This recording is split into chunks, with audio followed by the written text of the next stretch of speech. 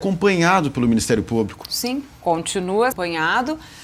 E eu acho importante frisar também que aqui, pelo menos no Rio Grande do Sul, eu tenho certeza aqui em Porto Alegre, é certo, porque nós da Promotoria da Infância participamos não só do processo de fiscalização da eleição, mas durante a legislação também. Nós estivemos bastante perto da Câmara, dos debates, dos órgãos, enfim, para tentar auxiliar, para mostrar aspectos que nós verificávamos na nossa atividade do dia a dia com os conselheiros e que eram importantes para melhorar o sistema. E, com certeza, após a diplomação, a posse, quando eles começam a sua atividade, sempre o Ministério Público vai estar fiscalizando, até porque a nossa atividade decorre da atividade do conselheiro tutelar. Então, as coisas que eles realizam, as tarefas que eles realizam lá na comunidade, enfim, vêm para o Ministério Público de uma forma ou de outra, muitas vezes, aliás, a maior parte das vezes através dos problemas, realmente quando não é possível que eles deem conta das situações. Mas muitas vezes nós verificamos que não é simplesmente, eles poderiam dar conta, mas existe um certo hábito de passar as coisas para frente, principalmente transferir para o Estado, para o poder público, porque o poder público pode resolver. E o conselheiro tutelar pode, sim, ele mesmo, digamos, fomentar junto ao poder público que ele execute aquelas políticas que ele, conselheiro tutelar, verifica que estão insuficientes ou deficientes. Claro. Além de presidente da escola do Ministério Público, o promotor atua numa especializada de defesa dos direitos humanos em Porto Alegre. Eu gostaria que o senhor falasse da importância de um conselheiro tutelar não apenas ter a visão da atuação da infância, mas sim também ter a visão dos direitos humanos, da dignidade da pessoa. Sem dúvida isso é fundamental.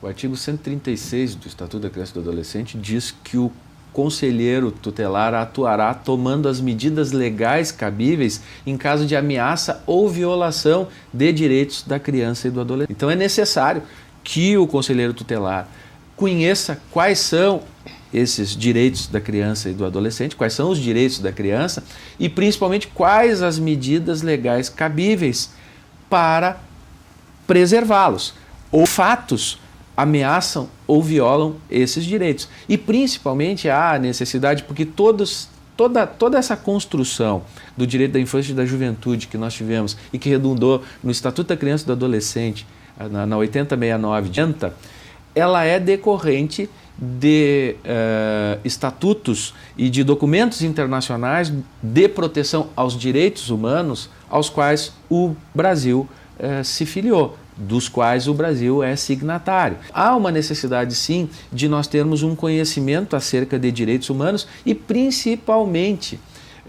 dessa questão da dignidade da pessoa humana, que é um dos fundamentos da República, né, que está inscrito lá no artigo 1º, inciso 3º, né, que é o fundamento da República Federativa do Brasil, que é a dignidade da pessoa humana. Quer dizer, toda a interpretação, toda a atuação do Estado e dos agentes públicos, ela tem o foco principal e o fim na proteção da pessoa humana. Então, não é possível que um agente público se intitule autoridade e haja em nome do Estado ou em nome da comunidade sem ter conhecimentos mínimos acerca do que constitui a dignidade da pessoa humana, que é o direito humano por excelência. Claro. Então, essa a necessidade, e é por isso que a Fundação Escola Superior do Ministério Público se dispôs a desenvolver esse trabalho, assinar o protocolo e desenvolver esse ORS tutelar nesse curso, que é um curso de imersão, é um curso onde os conselheiros tutelares vêm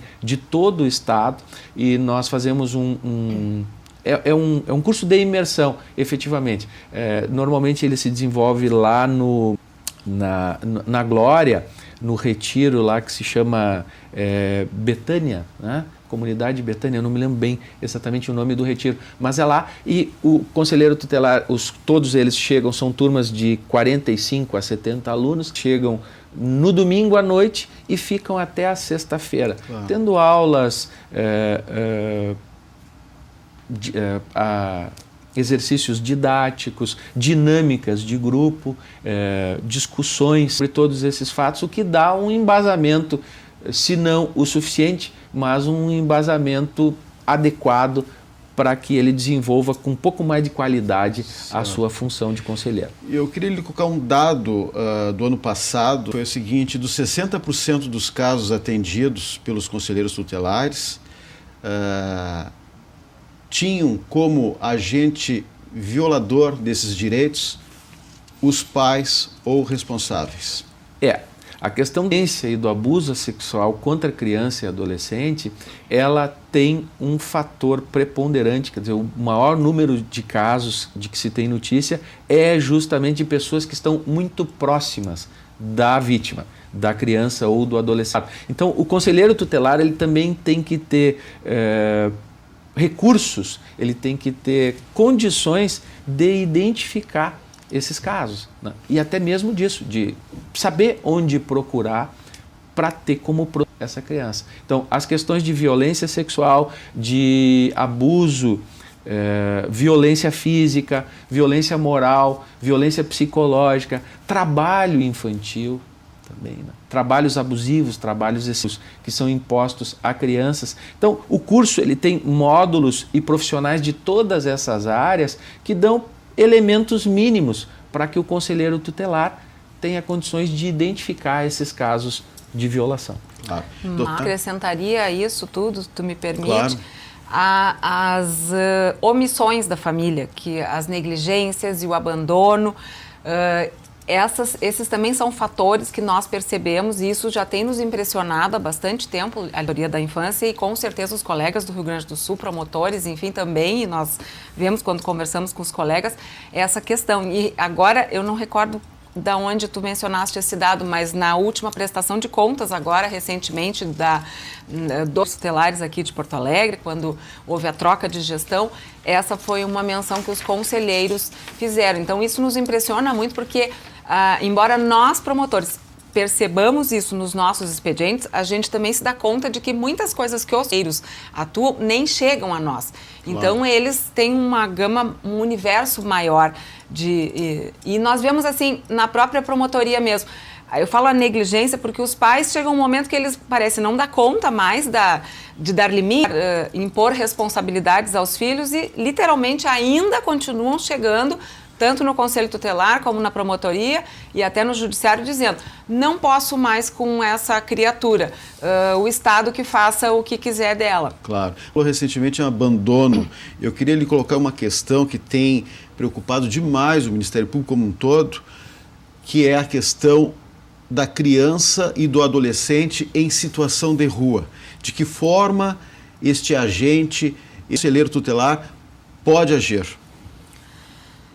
Bem, aqui em Porto Alegre existe já, até mesmo por até força dos próprios conselheiros tutelares que perceberam que eles não tinham como estar cuidando de cada criança, porque nós tínhamos efetivamente um número muito significativo de crianças nas ruas, embora tenhamos ao longo do tempo percebido que muitas dessas crianças não eram de Porto Alegre, eram da região metropolitana, mas disso tudo decorreu o quê? Em Porto Alegre atualmente nós temos o programa Ação Rua, que é uma política pública municipal que foi construída ao longo de todas essas gestões e também existe, e eu me recordo, não sei argumento exatamente em que estágio se encontra isso, mas um programa chamado Grampal, que reuniu eram 7 municípios há alguns anos atrás, da Grande Porto Alegre. Hoje, pelo que eu tenho ouvido, inclusive essa ação da Grampal, que é uma espécie de associação hoje,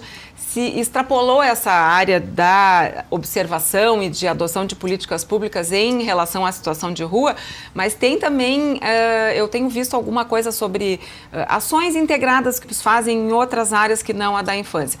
Mas, enfim, nós caminhamos muito, aqui em Porto Alegre nós já temos uma situação bem interessante. Então, o que foi o papel dos conselheiros? Foi, primeiro, fazer o atendimento, perceber que tinham como dar conta de todas as situações que necessitavam do atendimento e provocar aquela política pública.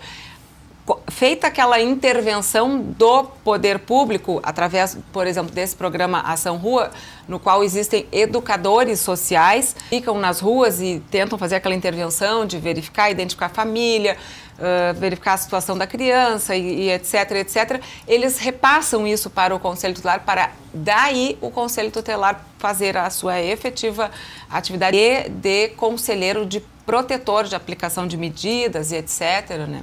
Ok, nós estamos chegando ao final do nosso programa e eu gostaria de agradecer a presença da doutora Sinara Butelli, que atua na Infância e Juventude de Porto Alegre, e também do doutor Mauro Luiz Silva de Souza, presidente da Escola do Ministério Público do Rio Grande do Sul.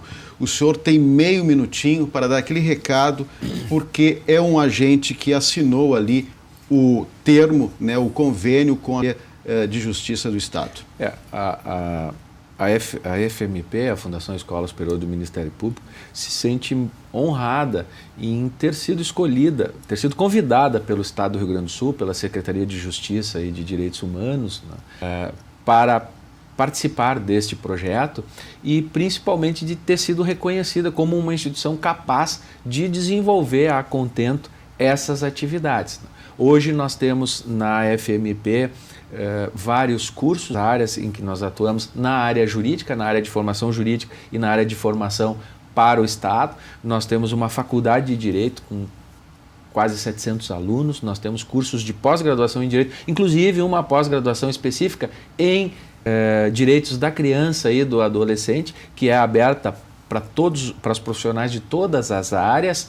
E também temos esses cursos que nós chamamos os cursos corporativos, como o caso do RS Tutelar, do curso de qualificação para conselares, que nós temos o módulo básico e o módulo de formação continuada. É mais um ano que a escola se coloca à disposição do Estado e da comunidade para trabalhar nessa área, que nós entendemos que é pela qualificação do trabalho, pela captação dos agentes públicos e profissionalização dos agentes públicos, a educação, enfim, macro como um todo, é que nós atingiremos um patamar de sociedade desenvolvida, democrática e que preserva os direitos dos adolescentes. Ok, muito obrigado, doutor Mauro.